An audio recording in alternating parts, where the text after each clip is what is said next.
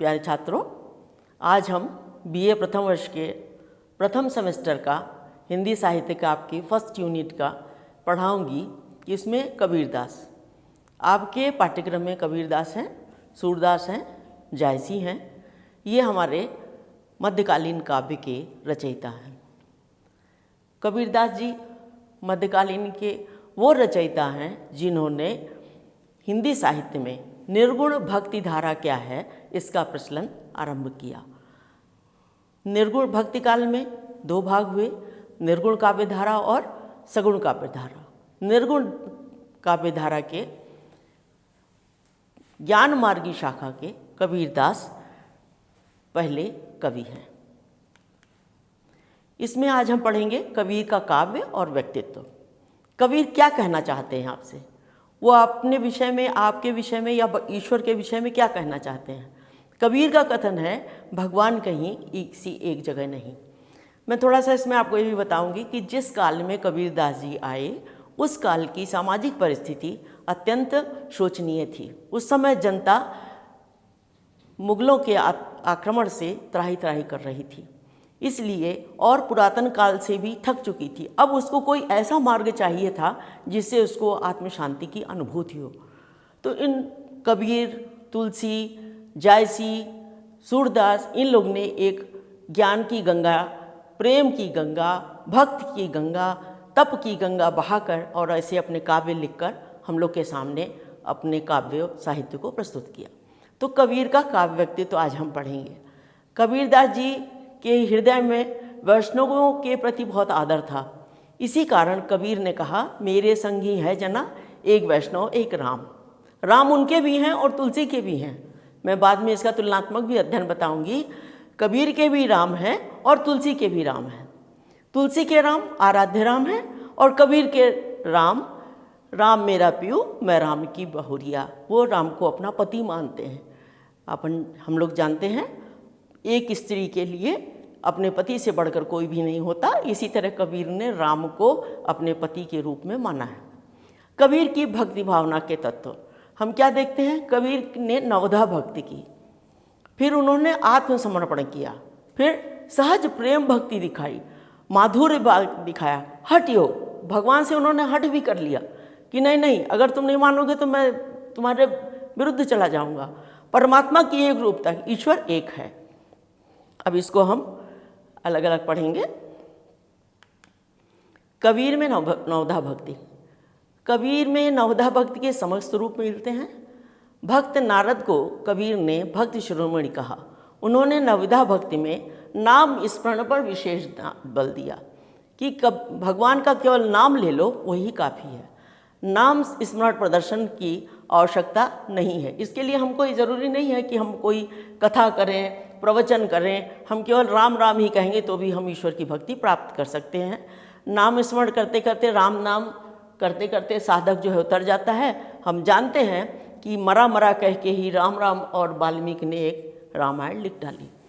उनके हाथ में जिसमें हाथ में माला और मुंह में जीभ फिरा करती है, परंतु मन दसों दिशाओं में भ्रमित होता है। तो उन्होंने कहा कि माला तो कर फिरे, जीभ फिरे मुख माही, मनुआ तो दस दिशी फिरे, सो तो सुमरत नाही। मन जहाँ जा रहा है वो हम नहीं देख रहे हैं, जीभ जो है वो जगह जा रही है।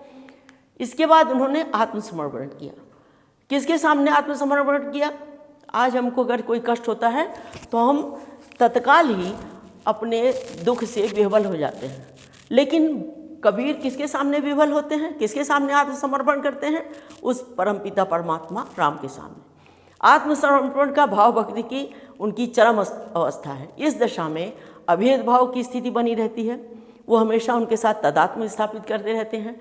ऐसी सहानुभूति आ जाती है कि कबीरदास स्वयं ही कहते हैं, भली भई जुमे पड़िया गई दशा सब भूल। इतना मैंने भगवान के प्रति अपने को समर्पित कर लिया, पाला गल पानी भाई धूल मिलिया उसकूल। जो कुछ था वो सब मेरा धूल में मिल गया, लेकिन मुझे पता नहीं चला और मैं ईश्वर में रम गया।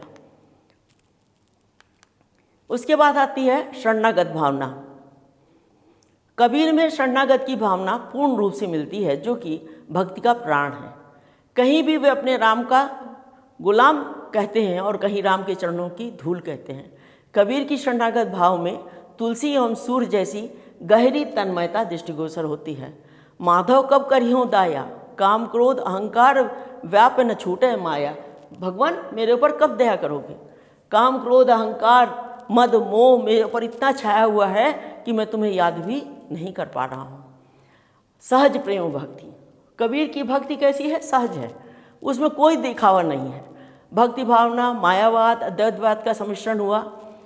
कबीर ने हमारे वैष्णव धर्म में, सनातन धर्म में जो भी बाह्य आडंबर आए, यथा मंदिर में पूजा करना, तो उन्होंने कहा कि पाथर पूजे हर मिले, मैं पूजूँ हाँ पहाड़, ताते तो चाकी भली पीसे खाए संसार। फिर उन्होंने मुसलमानों को भी धिक्कारा और कहा मस्जिद कांकर पाथर जोड़ के मस्जिद लई बनाए, तापर मुल्ला बाग दे का बहरा हुआ खुदा है। ऐसा करके उन्होंने बताया क्योंकि प्रेम भक्ति सहज है, उसके लिए किसी मंदिर मस्जिद गुरुद्वारे में जाने की आवश्यकता नहीं है। जहाँ हम चाहें, कबीर की भक्ति का आधार अव्यक्त और निर्गुण है, किंतु उनके वैष्णव की वह माधुर्य भावना समाहित है। वो श्रवण कीर्तन स्मरण चरण सेवन अर्चन वंदन दास्य साख्य तथा आत्म निवेदन की भक्ति सहज प्रस्तुत करते हैं। ये सभी कबीर की साखियों में हमें सहज ही प्राप्त है। हमें पता है कबीरदास ने अपने ग्रंथ बीजक में जो दोहे लिखे उसे साखी कहते हैं। अभी हरि हूँ अपनों कर लीनो प्रेम भगत मेरो मन भीनो। हे ईश्वर, अब तुमने मुझे अपने भक्ति में ले लिया है, अब मेरा तन मन सब तुम्हारी भक्ति में लीन हो चुका है। माधुर्य भाव, ऐसा नहीं है कि कबीर अगर भगवान को ये कहते हैं कि तुम निर्गुण हो तो, लेकिन उनके प्रति मधुर भावना भी है। वो क्या कहते हैं? कबीर में हम माधुर्य भक्ति कैसे देखते हैं? कबीर कहते हैं मेरे आत्मा परमात्मा जो कुछ है वो मेरे पति हैं। और कौन है वो मेरे पति? राम हैं, जिनसे मैं बिछड़कर इस संसार में आ गया हूँ। उनके विरह में वैसी ही तीव्रता दिखाई देती है जैसी माधुर्य भाव की भक्ति में देखी जाती है। कबीर की विरहणी आत्मा अपने प्रियतम को दिन दिन रात दिन व्याकुल बनी रहती है। और वो कहते हैं वासुर सुख न रैण सुख, अर्थात न दिन में सुख है न रात में सुख, न सुख सपने माही, ना ही मुझे सपने में सुख है। कबीर बिछड़िया राम सो, कबीरदास ऐसा ये जन ये आत्मा, कबीर बिछड़ियो राम सो ना सुख धूप न छां, ना तो मुझे धूप में सुख है और ना मुझे छां में सुख है।